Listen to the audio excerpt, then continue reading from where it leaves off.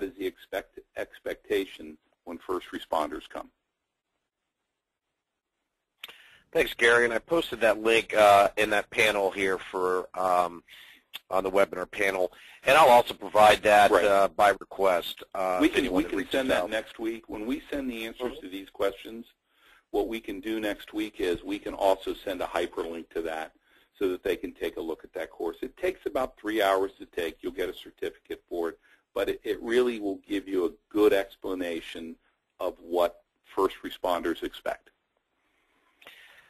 And not to go off task here too much, but Gary, both you and I think have done a lot on their website. FEMA's website does have a lot of modules or certificates, training classes you can take. One that everyone on this call would probably be interested in is a very brief but informative module on active shooter called Active Shooter, What You Can Do, and that's IS 00907.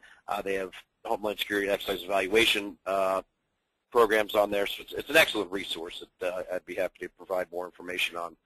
And the other thing we should provide them is in April of this year, the federal government came out with the guidelines for highly effective emergency response plan. And it's a great book because it will show you how to work with first responders. So we'll send that link out as well. If there are no other questions, because I see people are starting to drop off, I don't want to take any more of these people's time. We can continue to answer questions. You can continue to send in questions. But if you have a building full of students that you need to get back to, we understand. So I want to thank you for attending today's conference. I want to thank, again,